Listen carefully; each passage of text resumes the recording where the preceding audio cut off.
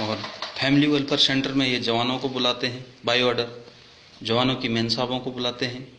जवानों की मैडम अगर नहीं आई तो उनको धमकी दे दी जाती है, आपके हस्बैंड को हम बोरी बिस्तरा गोल करवा देंगे। ये कौन सा लैंग्वेज, कौन सी भाषा है? आप जवानों की मैडम, जवान ने किसी कारणवश अपनी फैमिली रखी है, अपने बच्चे रखे हैं, किसी समस्या की वजह से घर में हालात ठीक नहीं है या कुछ दुख बीमार है, चलो मिलिट्री हॉस्पिटल में इलाज हो जाएगा, जवान लाता है अपनी परेशानी से, लेकिन उसको फैमिली वेलफेयर सेंटर में स्ट्रेच किया जाता है, क्योंकि इनकी मेन साहब लोगों को भी कमांड करनी है। इनकी मेन साहब लोगों को कमांड करने के लिए चाहिए, क्योंकि घर में खाना बनाने के लिए जवान है, जूता पॉलिश करने के लिए जवान है, घर की सफाई करने के लिए जवान है। 20 से 25 से 30 जवान तक इनके घरों में लगे रहते हैं, जो कि एक सबसे बड़ा घोटाला है, सबसे बड़ा भ्रष्टाचार है। इस पर कोई नज़र नहीं रख रहे लोग, इस पर कोई बोलने को खुश नहीं है, लेकिन हम बोलेंगे, हम छोड़ेंगे नहीं। इनकी मेन साहबों की जो दादागिरी सेना में चल रही है अफसरों की, इन अफसरों ने अपनी मेन साहब लोगों को आगे कर रखा है। कहीं भी अगर कोई वीआईपी अफसर आता है तो जूनियर अफसर अपनी मेन साहब को, लोगों को वहाँ रिसेप्शन में भेज देंगे।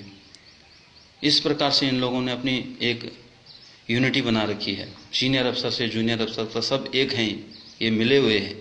इन्होंने सेना के अंदर फैमिलीवाद फैला रखा, परिवारवाद फैला रखा है। सेना में, सेना की कार्रवाई में इनके परिवार का कोई भागीदारी होनी नहीं चाहिए। इनके परिवार का क्या मतलब है सेना में? इनके परिवार, इनके बच्चे, इनकी फैमिलियाँ, इनकी मेन साहब लोग यहाँ कमांड कर रही हैं, उनका चल रहा है यहाँ वो बोलेंगे वो होगा।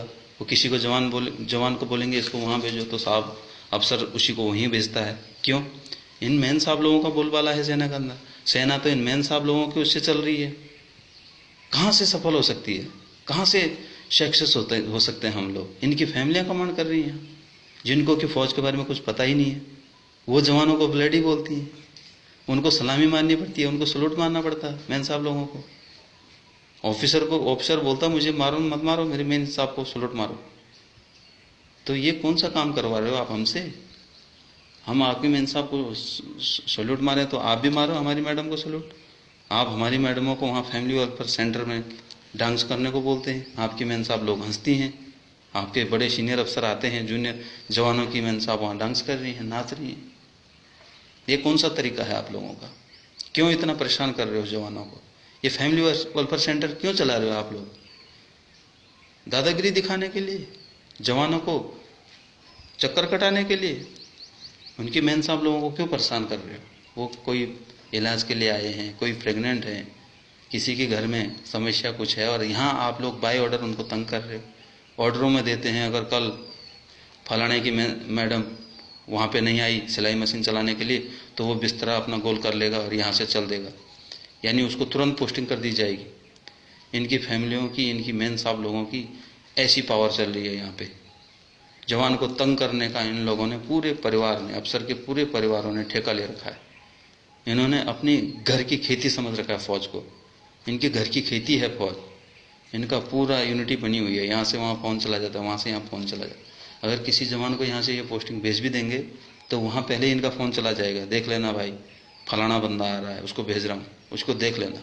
इसका क्या मतलब होता है? इसके मतलब जवानों को अफसरों से खतरा है, जवानों को अफसरों से खतरा है। इनकी यूनिटी बनी हुई है, जवान कुछ बोल नहीं सकता इनको, अपने हक की लड़ाई भी जवान नहीं लड़ सकता। इनकी मेन साहबों की चमचागिरी करो, इनके लिए गाड़ियां लागू हैं। एक फ़ोन करती हैं, 2 सेकंड के अंदर इनके पास गाड़ी पहुंच जाती है। ऐसी हालत कर रखी है इन्होंने फौज की। यह हालत है आज सेना की। जवान गाड़ी मांगेगा, नहीं मिलेगी। जवान को गोली भी लग जाएगी ना, तब भी गाड़ी नहीं मिलती। मरने दो बोला, शहीद हो जाएगा। लेकिन मेन साहब बोलेगी मेरे पेट में दर्द है, तो 2 सेकंड में गाड़ी आ जाएगी। इनकी मेन साहब को प्रियोरिटी है, जवान को प्रियोरिटी नहीं है। जबकि हकीकत में भारत सरकार जवान को दे रही है, इनकी मेन साहब लोगों को नहीं। लेकिन यहाँ चल रहा सारा उल्टा, सिस्टम पूरा उल्टा चल रहा। आप क्लोथिंग में देखो, क्लोथिंग में कितना घोटाला है। हम पूरी क्लोथिंग खरीद के पहन रहे हैं, एक भी कपड़ा हमारा स्टोर का नहीं है, सरकारी नहीं है, सारा खरीद के पहन रहे। तो फिर ये क्लोथिंग इशू हो क्यों रहा है? ये घोटाला नहीं है? इसकी जांच नहीं होनी चाहिए?